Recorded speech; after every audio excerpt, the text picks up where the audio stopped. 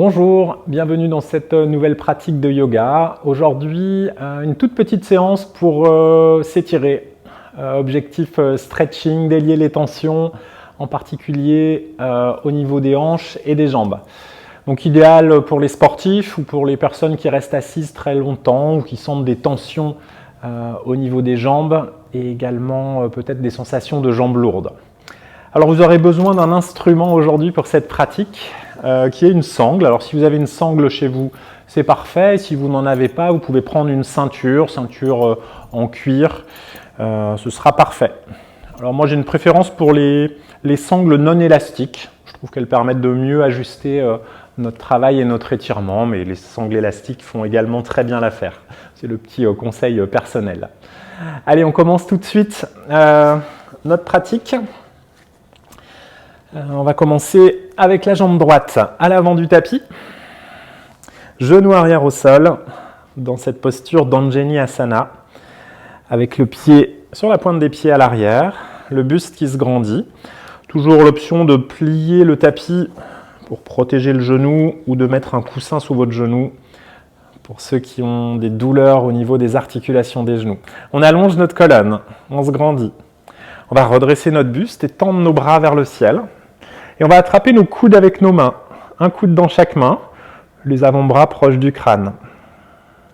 On prend une respiration comme ça et on va imaginer qu'on serre nos jambes l'une vers l'autre. Donc on va mettre une petite action musculaire, comme si on voulait cisailler et presque plier notre tapis sous notre bassin. Allez, on garde cet engagement, pieds avant bien à plat, les jambes qui essayent de se rejoindre et les hanches qui sont actives. En gardant ce mouvement, on va faire monter notre coude gauche vers le ciel. Donc on va s'incliner très légèrement à droite, mais notre point d'attention, c'est surtout de monter l'épaule et le coude gauche. On a toujours nos jambes qui se serrent l'une vers l'autre, encore. On revient au centre, tout doucement. On va ramener nos mains au sol et on va laisser notre bassin reculer. On va réavancer notre talon droit dans le sol. Donc à nouveau, n'hésitez pas à protéger votre genou pour protéger l'articulation. Donc la jambe droite, elle est pile dans l'axe de ma hanche. Donc j'ai une petite pointe ici, là au niveau du bassin, ça doit être aligné avec genou et cheville. Le pied, il est flex. Si je regarde ma jambe arrière, elle est aussi bien dans l'axe de ma hanche. L'objectif, c'est de venir se poser avec le dos assez droit. Si le sol est un petit peu bas pour vous, vous pouvez placer des briques ou des coussins ou un objet sous vos mains pour idéalement avoir cette jambe droite tendue et le buste le plus vertical possible, le plus aligné possible. En fonction de sa souplesse, on peut descendre sur le bout des doigts ou peut-être sur les paumes de main. Vous voyez, quand je descends sur les paumes de main, je sens mon dos s'arrondir. Donc c'est que je suis un petit peu bas. Donc on revient légèrement en arrière. Votre objectif, c'est de vous installer peut-être là à 90% de votre possibilité. Donc de ne pas être à 100%. Et on va aller gagner là, les derniers pourcents avec intelligence, sans forcer sur notre organisme, sans risquer de se blesser, avec notre pied droit. Donc on va activer notre pied droit, pied flex le plus possible, les orteils qui regardent en direction du visage. Votre pied est vraiment vertical et la plante de pied elle est parallèle au petit côté du tapis. On sent qu'on vient de regagner les 10% qui nous manquaient, on peut même aller un petit peu au-delà si on a envie. Et là on est sûr de ne pas se faire mal. Si j'essayais d'aller trop bas là, en descendant le buste, là mon organisme aime un petit peu moins. On allonge la colonne, encore une respiration comme ça. On va laisser nos épaules, nos mains et notre buste s'orienter vers la droite. Donc votre base n'a vraiment pas bougé, jambes bien actives, mais les bras et les épaules s'orientent vers la droite. On prend encore 3 respirations comme ça. On essaie de regarder assez loin vers l'avant, 1 mètre vers l'avant pour ne pas laisser la tête se relâcher vers le bas. Encore une respiration ici. On revient au centre tout doucement. On va prendre une grande inspiration, on grandit la colonne. Et sur l'expiration, on va laisser notre tête et le haut du dos se relâcher. Mais on a toujours un appui quand même sur nos mains pour protéger notre dos. Notre objectif, c'est d'arrondir la partie haute du buste. Et on a toujours notre jambe active, toujours nos pieds actifs. Sur une inspiration, on revient vers le haut et on peut revenir s'agenouiller à l'arrière de son tapis.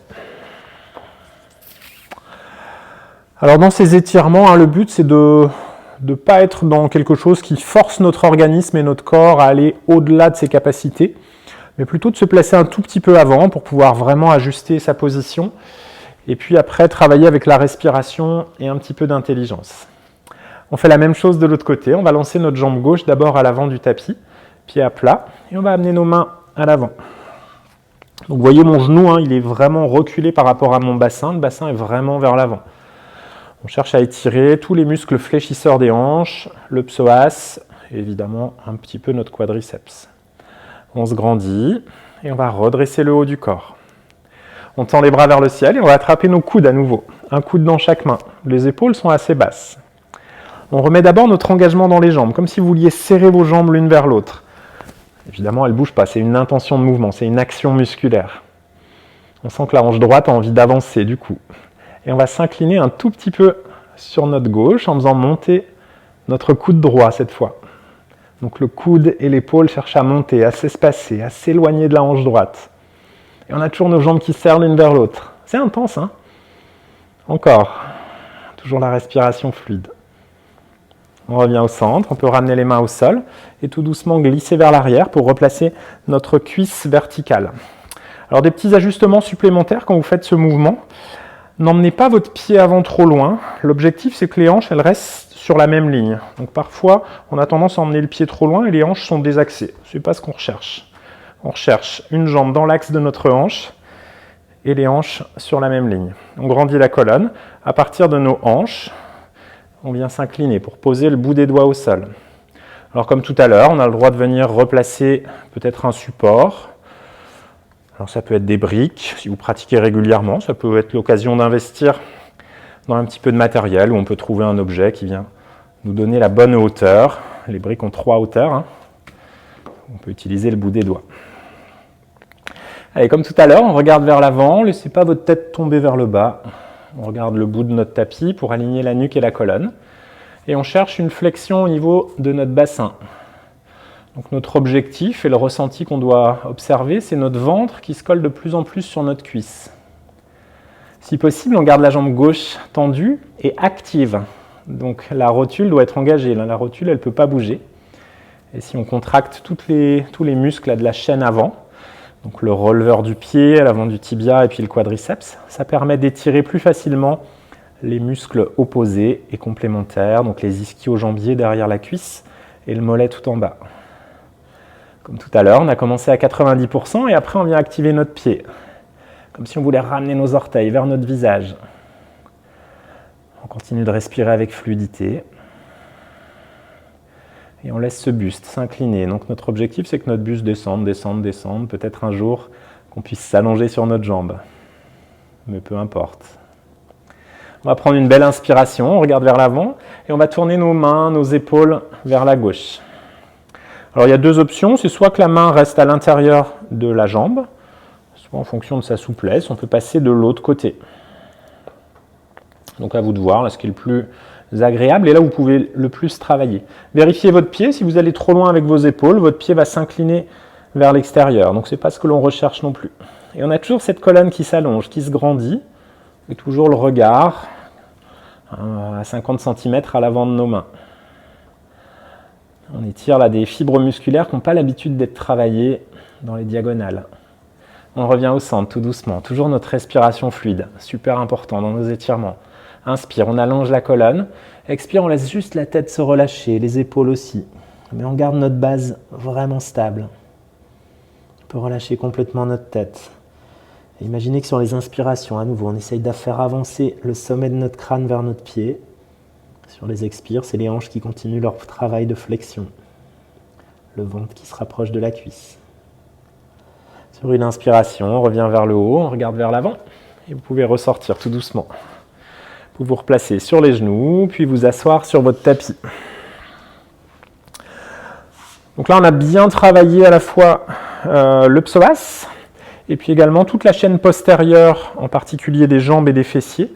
Donc ça permet vraiment de libérer les tensions dans le bas du dos. Donc parfois, on a des douleurs ou des tensions dans le bas du dos, et la solution, ça peut être d'aller réduire les tensions au niveau des jambes. Vous allez avoir besoin de votre sangle ou de votre ceinture. Donc on va s'allonger sur le dos avec notre ceinture à portée de main. On prend 3 respirations. On On laisse notre corps se poser, on ressent nos jambes, là, qui ont des sensations agréables. On a stimulé la circulation d'énergie, libéré de l'espace pour que la circulation sanguine se fasse bien. Allez, on attrape notre sangle. Et on va aller attraper notre pied droit en plaçant la sangle à peu près aux 2/3 avant du pied. Donc aux 2/3, là, quand on part du talon, on vient placer notre sangle. C'est juste avant les articulations de nos orteils. Donc jambe droite idéalement tendue. Alors à vous d'adapter en fonction de ce qu'il est possible de faire. Moi j'aime bien travailler avec les bras tendus, ce qui me permet juste d'avoir les mains actives et les bras relâchés et de tenir ma jambe dans un bel axe. On prend encore une ou deux respirations ici. Et comme tout à l'heure, on va activer notre pied. Donc on va imaginer qu'on fait monter notre talon vers le ciel et qu'on ramène les orteils en direction du visage. C'est notre réglage d'intensité, de notre étirement. Votre bassin est bien posé au sol. Et cette jambe est active, si possible. Donc on engage quadriceps rotule. On prend un petit peu de temps ici. Laissez vos expirations se prolonger. Vous pouvez même expirer par la bouche. Inspirez par le nez, expirez par la bouche.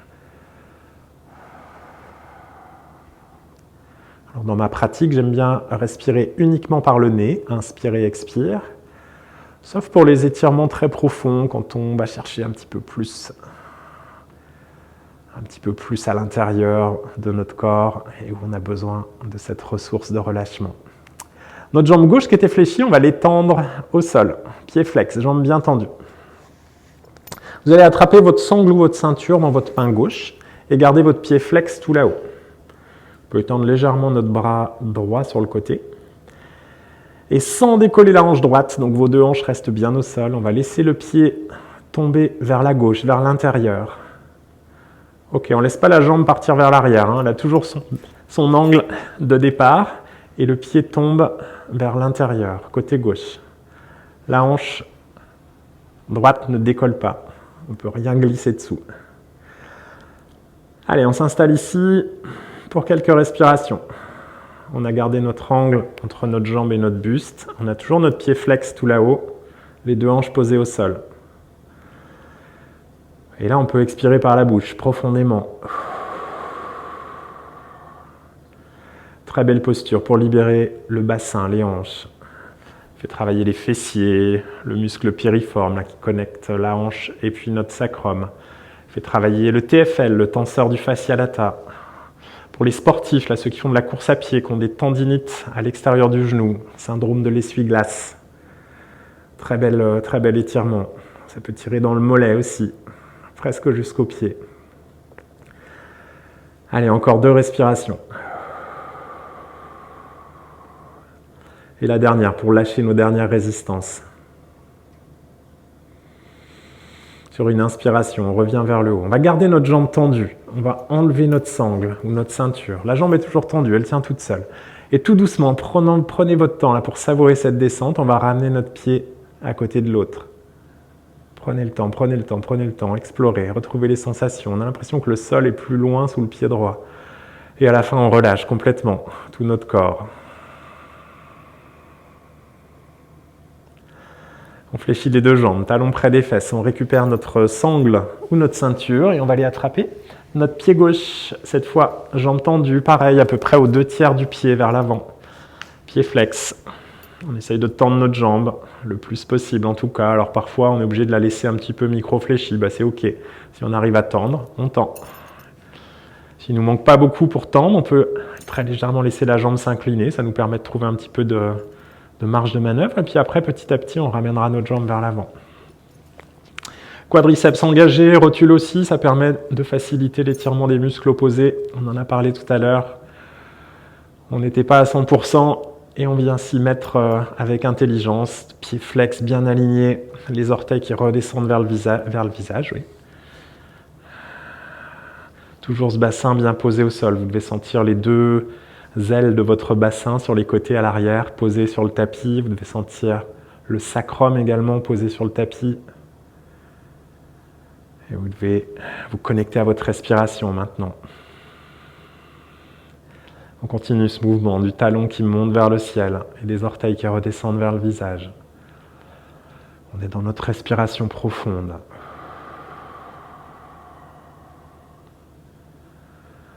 Encore 2 respirations comme ça.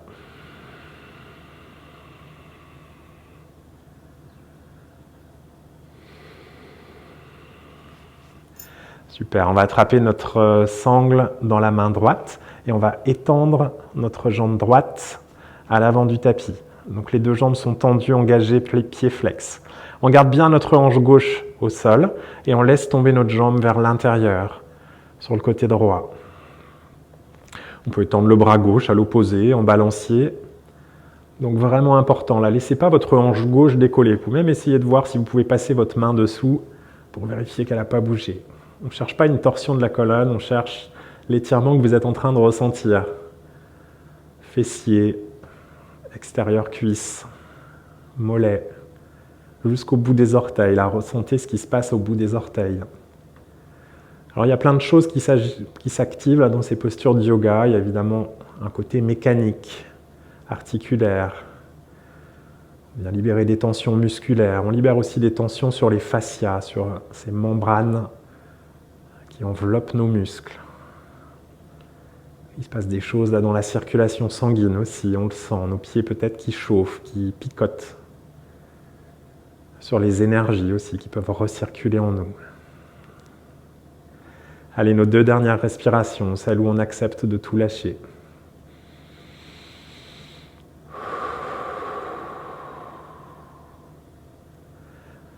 Une dernière encore. C'est un de mes étirements préférés. On revient à la verticale pour notre jambe. Même s'il est intense, il fait partie de ceux qui libèrent le plus les tensions dans les jambes et le bassin. Jambe gauche toute seule qui tient à la verticale et en prenant notre temps, comme tout à l'heure, en conscience, pour savourer ce qui s'est joué en nous. On laisse notre pied descendre vers le sol. Vous pouvez poser les 2 pieds au sol, laissez les pieds s'ouvrir sur les côtés, ramener les bras le long du corps, paume de main tournée vers le ciel. Fermez les yeux et ressentez. Ressentez ce qu'il y a à ressentir pour vous, dans votre pratique, sur votre tapis. Personne n'a le droit de vous dire ce que vous devez ressentir dans le yoga. C'est vous qui le savez. Il y a tellement à explorer, tellement de niveaux différents, de niveaux de perception évidemment, pas de niveau technique. Chacun est à un stade d'avancement, chacun a des besoins. C'est propre à notre personnalité, à notre parcours, à notre quête du moment. Et quelle que soit votre quête, ma certitude personnelle, c'est que le yoga vous aide à avancer. Alors cette séance étirement se termine ici. Vous pouvez rester peut-être un petit peu plus dans cette position du Shavasana. Et puis moi, je vous quitte ici, je vous abandonne provisoirement. On se retrouve bientôt pour une autre vidéo. Et je vous dis namasté.